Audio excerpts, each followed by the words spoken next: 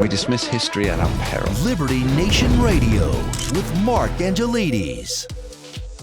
We've talked no labels. We've talked New Hampshire and Iowa. But now I want to talk the 2024 election, the real deal. And we were lucky to be joined once again by a longtime host of this here show and Liberty Nation's senior political analyst, Mr. Tim Donner. Thanks for coming back in, Tim. And now, you're really the person to go to on this because you understand the electoral math pretty much better than anybody, as far as I'm concerned, Tim. How do you see the campaigns moving as we get closer close to 2024? Do you see Donald Trump continuing to build strength, which I believe he is, and Joe Biden continuing to weaken, which it certainly appears that that's what's happening?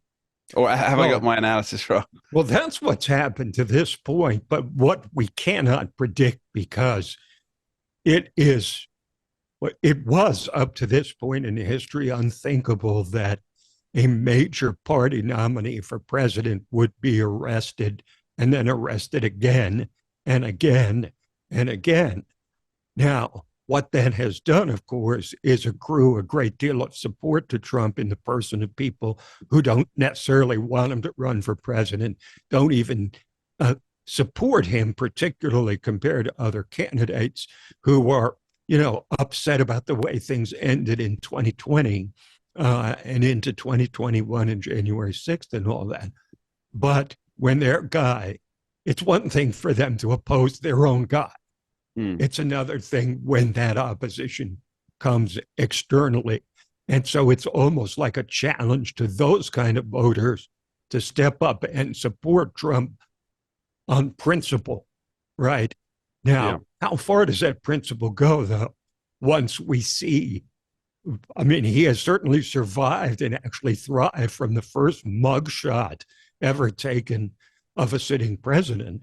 Okay, but can he survive if we keep seeing him in court time after time after time when the entire campaign is effectively one legal entanglement after another? Issues aren't going to get discussed. It's only a matter, really, ultimately, Mark, I think it comes down to, with apologies for sounding so stark, the voters will decide whether Donald Trump should go to the White House or go to prison. Because if he doesn't win, he will certainly go to prison, perhaps for the rest of his life. If he does win, it's impossible to envision him going to prison. So essentially, I think for all the juries that will make decisions about Donald Trump at federal and state levels over the coming months, I think it's ultimately the voters who are the jury here to decide are the transgressions of Donald Trump so great that we can't possibly have a president like that? Or is the fact that the naked, attacks, political attacks using the legal system, using police force to take out a major party candidate, whether that's just one toke over the line, as the old song says, and whether people will say, this is really a danger to democracy when a party can arrest its political enemies, and we're moving into banana republic territory. Yeah, it's something that our legal affairs editor, Scott D. Cosenza, host of the Uprising podcast, often says that every decision to prosecute is political. It's not as though Trump ran somebody over in his car and then tried to get away with it. It's not as though he, as he often boasts, he could get away with, walked down Fifth Avenue and shot somebody. These are all crimes that he's being charged with. I believe, just to correct the record, that he said he could fire a shot. I don't think he said he could shoot a person. My apologies, Mr. Trump. My apologies. But yes, but the crimes with which he's charged, I believe it's 91 separate indictments. I think a lot of people are having, a lot of the voting public are having difficulty understanding, wait, what is the crime? What is the actual crime? Because so many of them are novel charges that nobody's ever been charged with before. And I mean, We won't get too much Well, in the that's weeds. really We have covered this. that's really the bottom line right Yeah. there. When a person multiple times is charged with crimes based on laws that have never been applied before, that's a definition of political harassment, persecution, and election interference. This is what this is. This is election interference. The very thing, of course, that they tried to pin on Trump in 2016. And then, of course, again in 2020, just because it's Trump, they have to say that.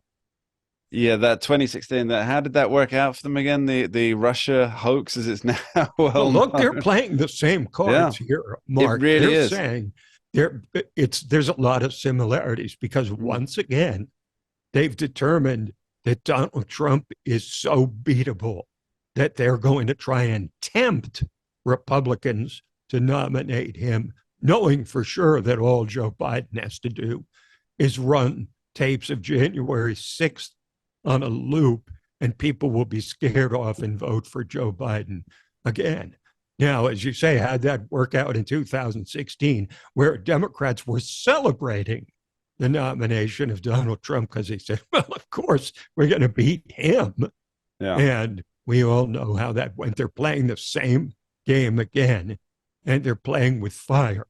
We'll see if they get burned, because if they do, it's going to be a political fire akin to what just happened in Maui.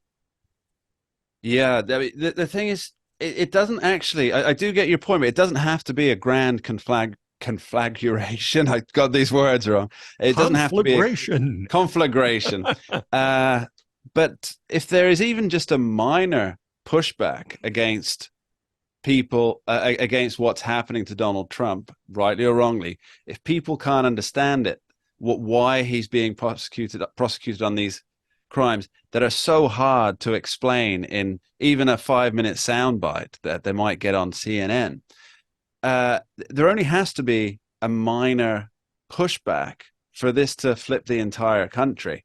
You got Arizona, Georgia, Michigan, Nevada, Pennsylvania, Wisconsin, and if there's a few thousand voters in those states who think that Donald Trump has been treated poorly by a government that appears to be politically prosecuting its chief opponent, and it's just a few thousand votes in each of those states. I think it's an understatement to say treated poorly when what they really are proposing to do is to throw him in prison for the rest of his life and throw away the key, right? It's the intensity and the obvious naked partisanship in using police force, the power of the state, to essentially to prohibit the voters from having a chance to vote for someone they have said repeatedly that they want to vote for. Right. So keep Donald Trump off the ballot. They're also attempting to keep no labels off the ballot, as we discussed earlier in the show.